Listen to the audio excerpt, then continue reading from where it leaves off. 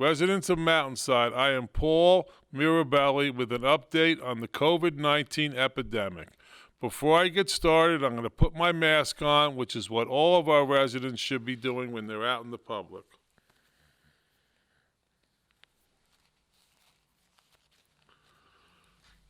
The Neighbors/Senior program continues to thrive. On Saturday, I personally participated in the program. It was a great pleasure to be greeted by the smiling faces of our seniors when delivering these meals from Crohn's Mohammed Hussein, who served 60 meals of chicken Milanese and pasta. Today, Famous Dave serves 66 meals of beef brisket with coleslaw and a muffin. On Wednesday, April 8th, the Mountainside Deli is offering a meal of corned beef and cabbage with potatoes and carrots for $7. On Friday, April 10th, Chiaffi's in Union is offering a personal cheese pizza for $4. On Saturday, April 11th, Public House is offering a meal with details to follow. On Monday, April 13th, Pavella's is offering a meal of a turkey wrap with a side soup and a cookie for $5. Anyone interested can contact Kim Moriak at 908-812-4434. Kim is also coordinating a food shopping plan with Stop and Shop in Westfield so seniors do not have to go to the store. The program also includes a volunteer who can pick up prescriptions. Right now, 48 seniors and 50 volunteers participate in these programs. I want to personally thank all of the wonderful volunteers and the businesses who are contributing to this program. This is the type of community spirit that will help us get through this crisis. There is also another program called Mountainside Cares, which provides up to 60 meals per day for Overlook Hospital healthcare workers, as well as the Mountainside Rescue Squad and the police department. You may see some of their signs on residents' front lawn showing their support. If you are interested in making a donation to this program, you can do so at Amy Raddick via Venmo or reach out to Amy Raddick on mountainsidecares@gmail.com. There is a new State of New Jersey Department of Health rule change pursuant to Governor Murphy's Executive Order number 103.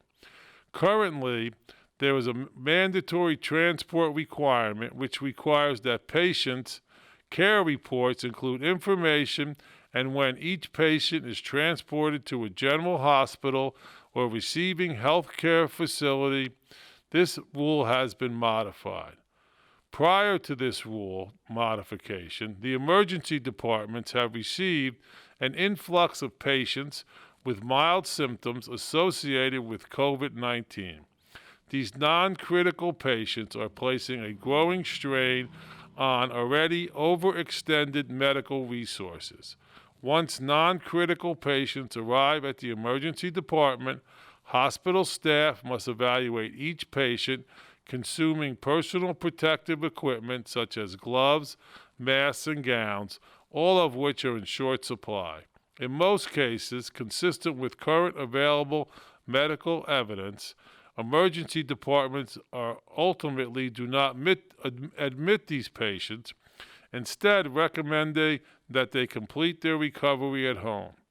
Additionally, once brought to the emergency department, individuals with even mild symptoms of COVID-19 can expose other patients who have not been infected with the COVID-19, including high-risk patients such as the elderly and the immunocompromised.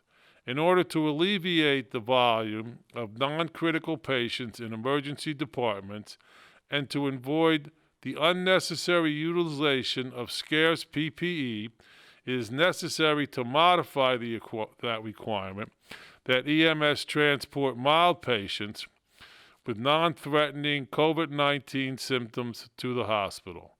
The rule modification is necessary in order to preserve the scarce resources of our state's healthcare system, including time, staff, and medical supplies that can be dedicated to the care and treatment of the most seriously ill patients with the greatest needs.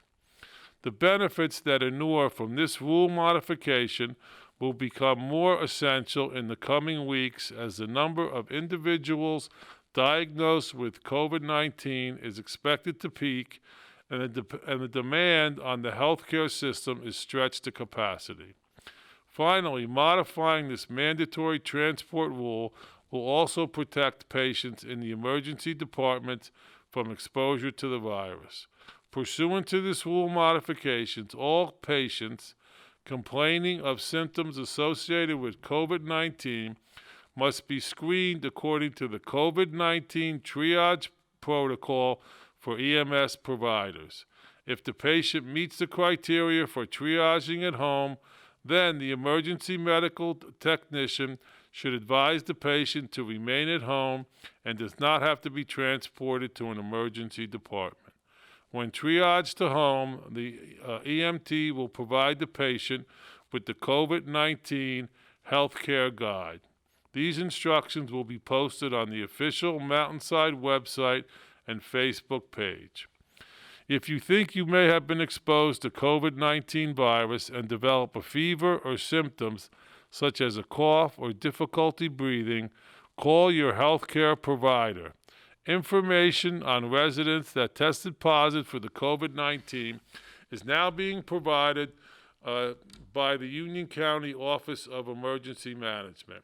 As of 5 p.m. yesterday, the number of Mountainside residents that have tested positive for COVID-19 is 19. As you are aware, Congress recently passed the CARES Act. This act increases the unemployment benefit by $600 if you are eligible and extends the term of the benefit by 13 weeks if you are ineligible. Any person who thinks they may be they're eligible should contact the unemployment office via the website, by phone, or in person. There are also 2 grant programs available to small businesses under the CARES Act. The first is the Payroll Protection Plan. The website for information for this program is sba.gov. The second is the Emergency Economic Injury Grant, and the website for information on this plan is disasterloan.sba.gov/ELA/. This program is being administered by individual banks. You should contact your bank to apply. The health, safety, and welfare of our community are our highest priority. I will continue to monitor new developments as they might arise and follow the advice of our county and state agencies. Please continue to check for updates on the municipal website and the Borough of Mountainside official Facebook page. It is important that residents get their information from official sources and not social media, which are often unreliable. Please try to remain calm. I am confident that we will get through this, but only if we work together and each do our part, especially with maintaining proper social distancing. As you may have heard on the news, this week is critical.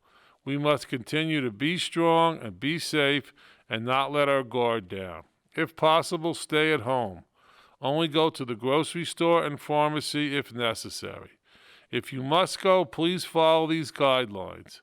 Go at peak times to keep distance from other customers in the store. Keep visits as brief as possible and go alone if possible. When shopping and standing in line, customers should keep 6 feet between themselves and other patrons and staff. Individuals should not enter a retail facility if they have symptoms consistent with the COVID-19, such as fever or cough, have been diagnosed with COVID-19, or are undergoing a quarantine for potential exposure to the COVID-19. Wear a mask when you go out, even if you feel healthy.